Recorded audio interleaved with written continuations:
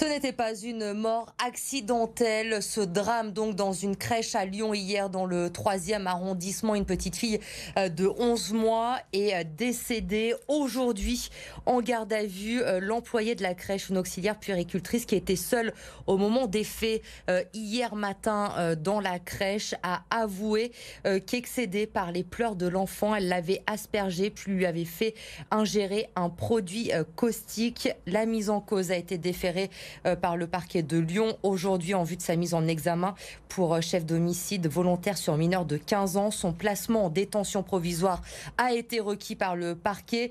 Les investigations vont se poursuivre, bien sûr, sur commission rogatoire afin de déterminer les circonstances exactes de la commission de ces faits et pour permettre d'approfondir les éléments relatifs à la personnalité de la mise en cause.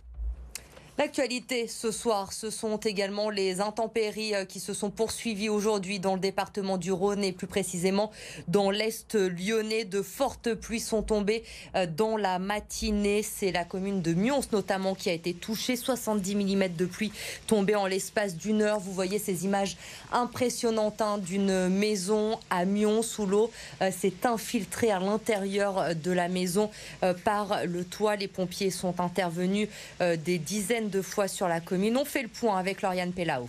Ici à Mions, il a plu légèrement dans l'après-midi. Des épisodes de pluie légers seront de nouveau prévus dans la soirée, mais cela ne devrait pas causer de dégâts supplémentaires. Le plus gros s'est passé ce matin avec 1 mois et demi de pluie en moins de 2 heures. Les habitants ont donc vu leur sous-sol et garages inondés. Les 4 écoles de Mions ont été touchées notamment par des infiltrations au niveau du plafond. Les crèches également. Ici, l'eau est arrivée en masse ce matin et n'a pas pu être totalement évacuée. Elle s'est donc infiltrée dans les locaux. Le personnel a donc donné l'alerte puis a fait évacuer les enfants. Écoutez. Avec la pluie qui a été très intense, l'eau est montée très très fort dans le jardin.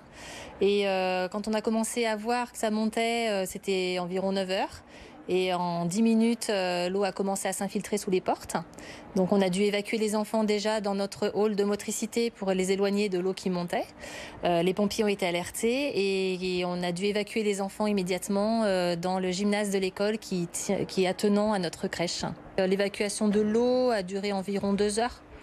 Et puis après, ça s'est un peu calmé. On a mis des sacs de sable. Le service technique de la ville est venu nous donner un coup de main. Les aspirateurs à eau, les raclettes. On était nombreux pour sauver aussi un peu tout ce qu'on pouvait sauver au niveau des meubles. Au total, plus de 70 interventions ont été réalisées par les pompiers à Mions. Il y a eu uniquement des dégâts matériels. Aucun blessé à déplorer. Hier, c'est le sud du département, le secteur de Vienne également, qui ont été touchés par un bref orage, mais très violent, des rafales de vent, de la grêle qui n'ont pas épargné les vignes de Côte-Rôtie, comme l'a constaté ce matin Vincent Serrano. Tout est allé très vite. 5 minutes de grêle et Christophe, vigneron sur la commune de Vernay-en-Puy, ne peut que constater les dégâts. Le côté impact du marron, en fait, il faut espérer que maintenant, avec un mois de juillet sec, que tous ces grains marrons qui sont éclatés sèchent et tombent, comme cela. Et en fait, que le raisin sain, comme celui-ci, prenne la place et compense. Selon l'orientation, face à l'orage de grêle, certaines feuilles également ont été touchées. Vous voyez une feuille qui est déchirée à 80%, voire à 100% pour celle-ci, qui sont des feuilles matures, qui sont nourricières. Voilà, ça c'est les premières feuilles et c'est celles-ci qui normalement fabriquent le sucre à l'approche des vendanges. Le vigneron estime aujourd'hui entre 20% et 40% de pertes sèches. Mais en fait, tout dépendra de la météo cet été. Le plus optimiste, c'est moins 20. Le plus pessimiste, c'est d'arriver à 50% de pertes. C'est la météo qui dictera parce que l'épisode orageux n'est pas fini. Et c'est pas dit que dans 15 jours, on a de nouveau un orage de grêle. Nous, on a perdu 20, 30 ou 40%. Mais il y a certains vignerons collègues qui ont perdu 100% dans d'autres régions. C'est-à-dire qu'il faut rester encore humble face au mauvais temps. En 2007, presque 15 ans jour pour jour, la grêle avait causé 50% de pertes. Heureusement, la récolte est bonne depuis 2015. Pour cette année, le vrai bilan se fera fin août, début septembre, à la saison des vendanges et du remplissage de cuves. 30 30% des postes dans l'hôtellerie-restauration ne trouveraient pas preneur en ce moment. Alors pour tenter d'attirer de nouveaux profils, certains tentent d'innover. Un job dating sans CV pour rechercher de nouveaux talents, c'est ce qui a été proposé aujourd'hui par un groupe hôtelier. À la clé, 70 postes dans la région. Clémence Delarbre. L'hôtellerie-restauration, Manon, 21 ans, n'y connaît rien. Pourtant, ce matin, elle a décidé de venir tenter sa chance lors de cette journée de recrutement. Car aujourd'hui, pas besoin d'apporter son CV ni d'avoir d'expérience. Qui ne tente rien n'a rien. Et oui, l'expérience avait l'air sympa, pas trop stressante. Pour la tester, des cas pratiques ont été mis en place. Bonjour mesdames. Bonjour. Alors, je viens vous présenter du coup la carte. Des exercices qui permettent de découvrir avant tout la personnalité et la motivation des candidats. Des personnes qui sont motivées, c'est ce qui va faire qu'on va avoir ce coup de cœur, ce feeling. On va vraiment plus écouter nos intuitions plutôt que regarder le CV. Face à la pénurie de main-d'œuvre, la profession a donc dû se réinventer pour embaucher. À Lyon, une 50aine de postes sont encore à pourvoir dans ce groupe hôtelier. On a décidé en fait de prendre aussi en main notre recrutement et nos destins en fait de nos établissements, en faisant non plus venez et vous verrez on est les plus beaux, mais plutôt c'est presque nous les recrutés et eux les recruteurs en fait aujourd'hui.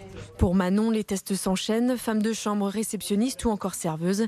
C'est un sans faute pour la jeune femme. On te rend ton petit formulaire et avec un bon pour embauche. Parmi nous, donc c'est au Novotel ici, et donc c'est vrai qu'on est très intéressé par ton profil. En tout, la jeune femme a obtenu 4 propositions d'embauche, un vrai luxe pour l'étudiante qui n'a plus que son choix à faire. Là, c'est quand même le jackpot parce que du coup, j'ai vraiment le choix de choisir dans quoi postuler et c'est super. Comme Manon, 200 candidats ont participé aujourd'hui à cette journée de recrutement.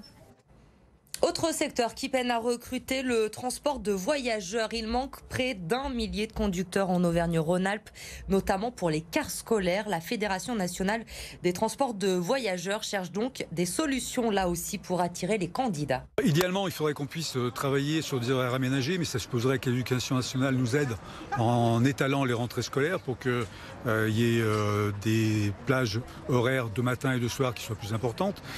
Il faut qu'on aille aussi discuter avec d'autres métiers, avec d'autres fédérations, pour voir si on pourrait par exemple compléter nos horaires à temps partiel par leurs métiers à eux, de façon à faire des temps complets. Et puis il faut aussi qu'on travaille sur l'attractivité du métier, qu'on prenne en compte les aspirations des jeunes, parce qu'on a très peu de jeunes dans ce métier-là, et qu'on les forme à notre métier. On a la chance d'avoir maintenant un permis D, c'est-à-dire un permis de transport en commun qui sera accessible à partir de 18 ans. L'Astrobal va vibrer demain soir, c'est sûr. L'Asvel reçoit Monaco pour le match 5 de la finale du championnat de France. Les hommes de TJ Parker qui veulent, bien sûr, conserver leur titre. Simon Persitz avec Édouard G. La consigne est claire. TJ Parker veut voir les siens l'emporter ce samedi dans une antre qui a déjà été tant de fois le théâtre de grands succès. En cas de victoire face à l'AS Monaco à l'Astrobal lors du match 5 de la finale de Betclic Elite, l'Asvel mettrait la main sur un 21e titre de champion de France, le 3e d'affilée.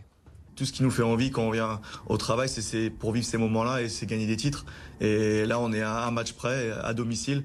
Voilà quoi, ça joue sur un match et c'est super que ça se fasse à l'Astrobal devant notre public. Dos au mur lors du match 4, l'Asvel a su revenir à hauteur au terme d'une rencontre largement maîtrisée sur le parquet monégasque, si bien qu'aujourd'hui, le rapport de force semble s'être inversé. C'est un groupe qui lâche pas et même après une défaite, on a su aussi se relever très rapidement, que ce soit en play-off avec Cholet ou encore là dos au mur contre Monaco. Mais aussi pas juste un match où on gagne 1 ou 2 points, des matchs où on fait vraiment la différence. Désormais, place à un match 5 à la maison, un scénario favorable mais pas forcément gage de succès. Bien sûr, c'est un avantage devant ton public. Après, il faut savoir la recette qu'on a mis pour gagner les matchs qu'on a gagnés dans cette série. Et le début va être primordial. Et après, on verra sur quoi ça joue. Villeurbanne n'a jamais perdu une série de play-offs face à la Roca Team dans son histoire. Aux Rhodaniens de la faire se répéter.